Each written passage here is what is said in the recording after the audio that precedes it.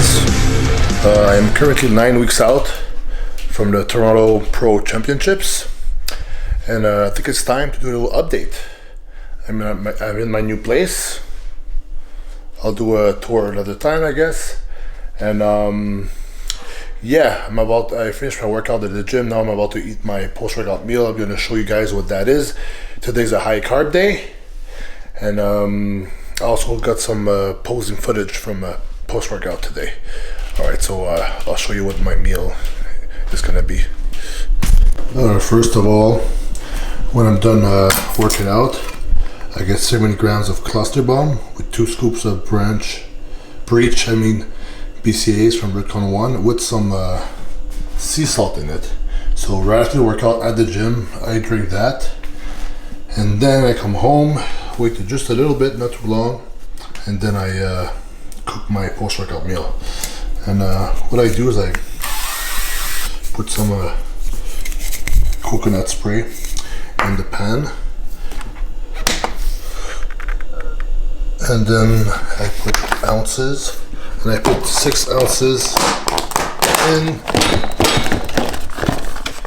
in the pan here. All right, let's start. There we go, 6. And I like to cut it up like that with scissors. Makes it easier to heat it up and eat, less chewing. So there we go, put it there. You wait, and I'm gonna use this sauce here, which is who's that guy? What's his name? G Huge. He makes a really good sugar-free barbecue sauce. So if you look in the back,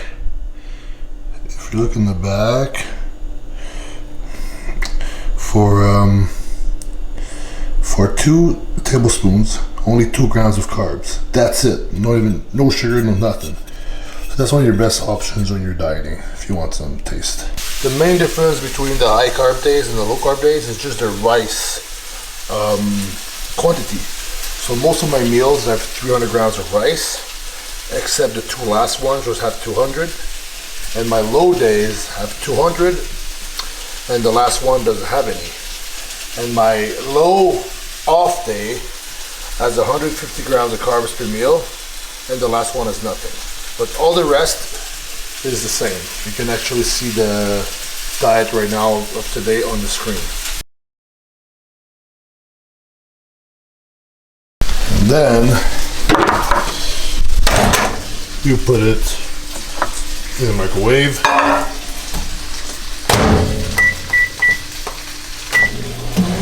and I sprinkled some soy sauce on it, just a little bit, and I'm also going to add some sea salt. And the cool thing about the post-workout meal is that I get a cup of a pure, non-concentrated orange juice.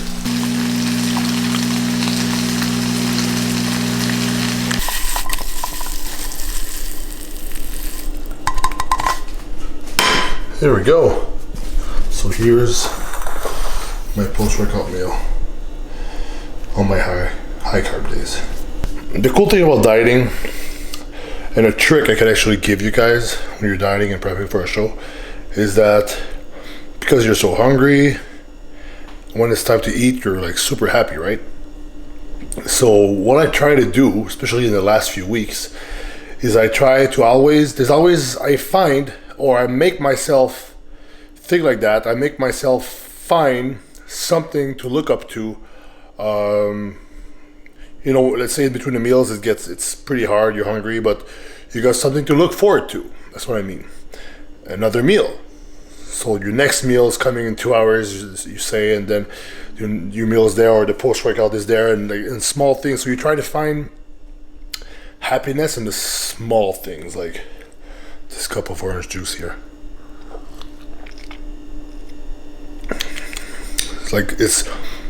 It's way better than off season. The same thing when you're prepping compared to when you're off season can be 10 times better, because you're cutting out everything else, right? So anything that tastes pretty good, you're gonna be like, wow, it's pretty cool. So there's always a little something to look forward to. You got to find those little things to make your day better. And then when it's happening, you got to take the time to enjoy it.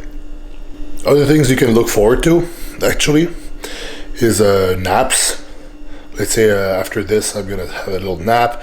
You rest, you relax, and then you wake up, energize, and then it's time to do cardio. And during the cardio, the cool thing you can look for during that time is you find a good set. I listen to a lot of techno and psytrance, whatever.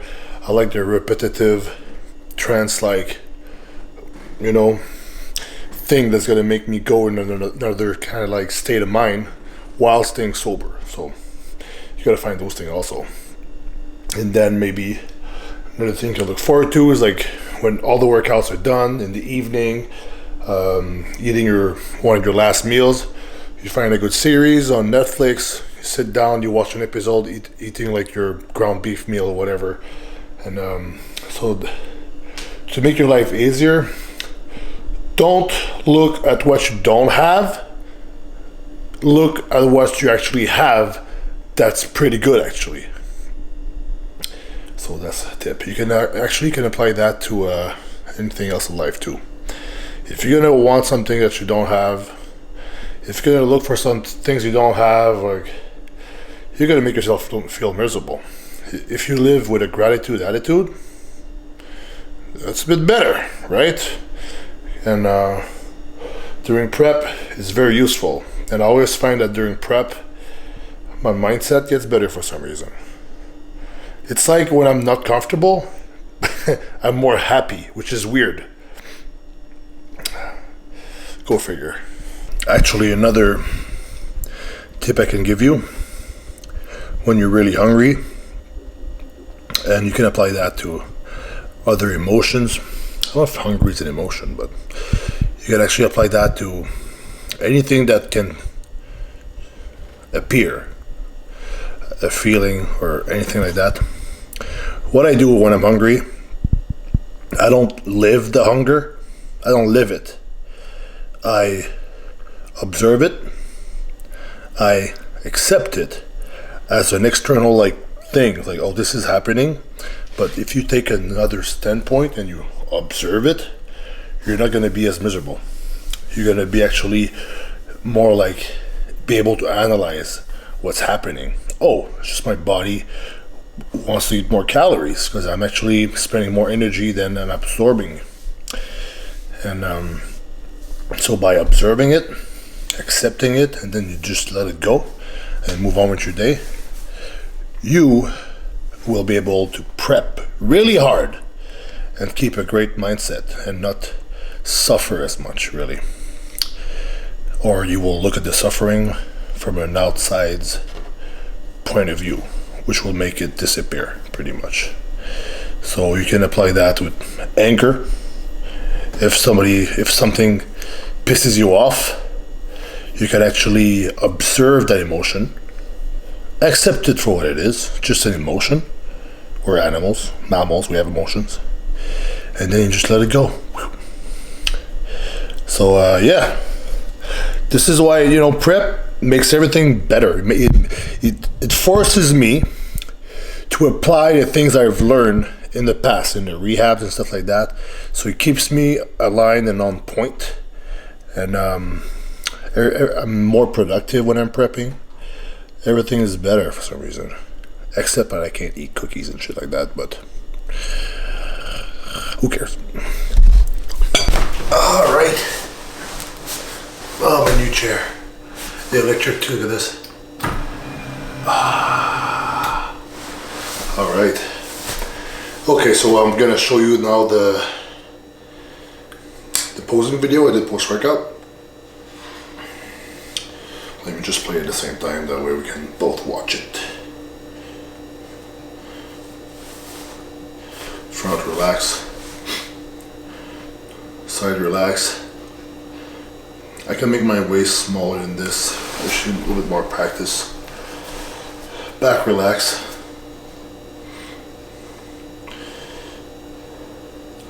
I think the glutes and the lower back and stuff is going to be the next thing to come in.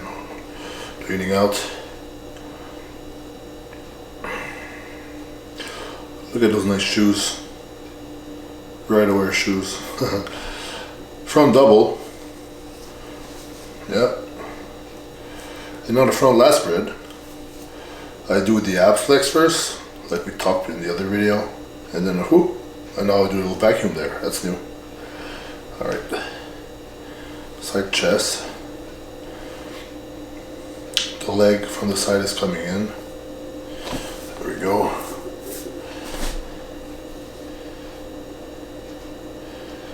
And now the back double. It's better than before. It's not my best pose, of course, but it's getting there. Once I'm like super shredded, should be good. Lat spread. And then side tricep is always hard to do, but that's a new pose I did. It's always hard to do after all this. Side triceps are a very challenging pose. So you gotta keep the waist in and you gotta breathe at the same time. That's why a lot of pros turn their leg to the front when they do it. And now abs and thighs. I don't mind this pose. And hands on hips. Most muscular. So keep in mind, we got 9 more weeks, and there's a lot of ammo that me and Dorian didn't start yet. That way we can actually be even more shredded like than last year, because I'll be able to keep more size, you know. Last year was good, but I felt like I didn't have enough time training back, like to the flow of things, so I was a little bit smaller than usual. I was actually 248, and when I won my pro card I was 255, but I wasn't nearly as shredded, of course. But this time I think maybe another 10 pounds and I should be near contest shape for sure, which would put me at 260 pounds. And then depending on how much you carb or you deplete or you dehydrate, the weight can fluctuate, of course. And just for fun, right now I'm gonna put the two side chests side by side. One from like a few weeks ago and one from now, and you can see the difference, which is pretty cool. So prep is always fun like that. You get results day by day. When you do your low carbs, you push the scale down, and then you see like new striations in the morning, and then when you carb back up, you can actually see the new definition even more with the bigger pump in the gym. So so far so good, and thanks for tuning in. It's a little AVP video here, Antoine Vaillant Prep. The series continues, and more to come. And I got this chair here for multiple reasons, because I'm also going to do my podcast on here. So my first podcast I'm going to do, which will be, I think will be one of the most important ones I'm going to do of all my podcasts, is going to be the before I started doing drugs, leading up to doing drugs, and then becoming addicted to drugs, and then losing everything, doing 4 rehabs, and how I overcame all that. So how I got into that, where it got me, and how I got out of it, and how I can stay on the right track too. Very important, because a lot of you guys know we're in recovery. You gotta stay vigilant, because your worst enemy is inside you. Old habits in the head, whispering through the devil's voice. But anyway, thanks for tuning in. The gym's opening soon. You can watch my previous video about the gym there. We're opening very soon. And just thanks for tuning in. And I guess that is all. Have a good day.